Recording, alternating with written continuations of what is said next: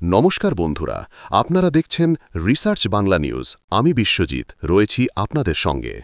আজকের পর্বে আমরা আলোচনা করব সুপ্রিম কোর্টের এক ঐতিহাসিক মন্তব্য নিয়ে, যা সরাসরি ভারতীয় রাজনীতির কেন্দ্রবিন্দুতে ঝড় তুলেছে। বিশেষ করে বিরোধী নেতা রাহুল গান্ধীর জন্য এই মন্তব্য হতে পারে গেম চেঞ্জার। গতকাল সুপ্রিম কোর্টে একটি গুরুত্বপূর্ণ মামলার শুনানিতে বিচারপতি স্পষ্ট করে বলেন, এখন সময় এসেছে ভেবে দেখার মানহানিকে ডিফেমেশন আদৌ আর ক্রিমিনাল অফেন্স হিসাবে রাখা উচিত কিনা। অর্থাৎ এতদিন যেভাবে মানহানির মামলাকে ফৌজদারি অপরাধের আওতায় ধরা হতো, সেটি হয়তো বদলে যেতে চলেছে। মানহানি তখন শুধুই সিভিল ইস্যু থাকবে, অপরাধ হিসাবে নয়। এই মন্তব্যই ভারতের রাজনৈতিক মহলে ব্যাপক আলোড়ন তুলেছে। সবচেয়ে বেশি লাভবান হবেন বিরোধী নেতারা, বিশেষত রাহুল গান্ধী। কারণ রাহুল গান্ধীর নামে প্রায় ২৪-২৫টি মামলা রয়েছে। তার মধ্যে অন্তত ২০-২১টি মামলা মানহানি সম্পর্কিত।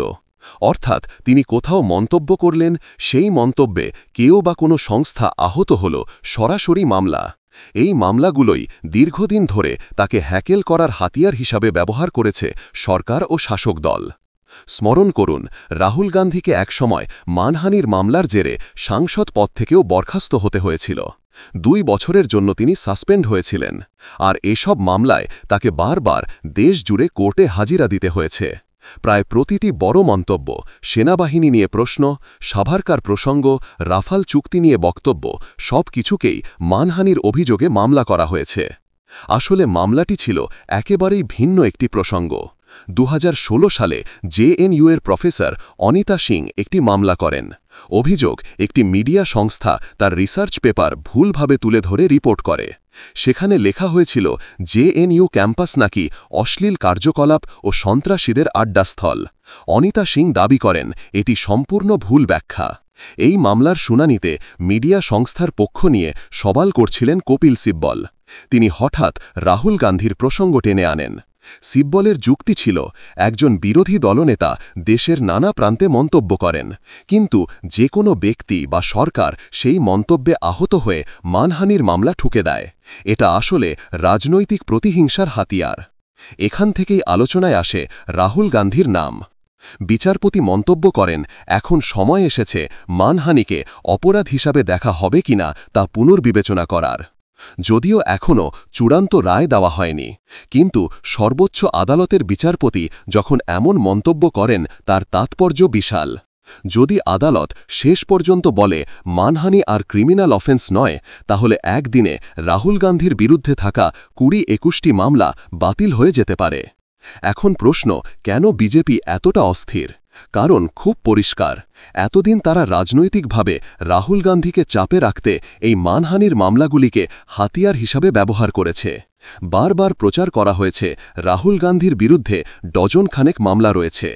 কিন্তু যদি এই মামলাগুলোই এক ঝটকায় বাতিল হয়ে যায়, তাহলে বিরোধীদের বড় স্বস্তি মিলবে। এই কারণেই বলা হচ্ছে, সুপ্রিম কোর্টের এই মন্তব্য বিজেপির রাতের ঘুম কেড়ে নিয়েছে। বিরোধী শিবির এখন আশাবাদী। শুধু রাহুল গান্ধী নন, অন্যান্য বিরোধী নেতা, সাংবাদিক, সমাজকর্মী যাদের বিরুদ্ধে মানহানির মামলা ঝুলছে, তারাও উপকৃত হবেন। অর্থাৎ সরকারের সমালোচনার জন্য আর এত সহজে মানহানির মামলার ভয় থাকবে না। বিরোধীদের কণ্ঠ রোধ করা কঠিন হয়ে যাবে। তবে মনে রাখতে হবে, এখনও এটি শুধু বিচারপতির মন্তব্য, রায় ঘোষণা হয়নি। কিন্তু ভারতীয় আইনি প্রক্রিয়ায় বিচারপতির মৌখিক পর্যবেক্ষণও রাজনৈতিক ও সামাজিকভাবে যথেষ্ট তাৎপর্যপূর্ণ। এর ফলেই বিরোধী শিবিরে নতুন জোয়ার এসেছে আর বিজেপি শিবিরে দেখা দিয়েছে উৎকণ্ঠা।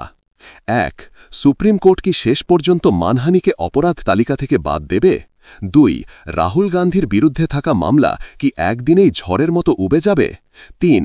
রাজনৈতিক প্রতিপক্ষকে চাপে রাখার যে হাতিয়ার, তা হারালে বিজেপি কোনো নতুন কৌশল নেবে? ৪. বিরোধীরা কি এখন আরও শক্তিশালী ও নির্ভীক হয়ে উঠবে? এই প্রশ্নগুলোই এখন ভারতের রাজনৈতিক অঙ্গনে আলোচনার কেন্দ্রে। বন্ধুরা, এ ছিল আজকের বড় বিশ্লেষণ। সুপ্রিম কোর্টের মন্তব্যে রাহুল গান্ধীর ২০টিরও বেশি মামলা বাতিল হওয়ার সম্ভাবনা। বন্ধুরা, এ বিষয়ে আপনারা কি মনে করেন? এটা কি সত্যিই বিরোধীদের বড় জয়, নাকি বিজেপি আবার নতুনভাবে পাল্টা চাল দেবে? জবাব দেবেন আপনারা কমেন্ট বক্সে এবং আমাদের বিশ্লেষণ ভালো লাগলে রিসার্চ বাংলা নিউজ ইউটিউব চ্যানেলটিকে সাবস্ক্রাইব করে আমাদের পাশে থাকুন। ধন্যবাদ।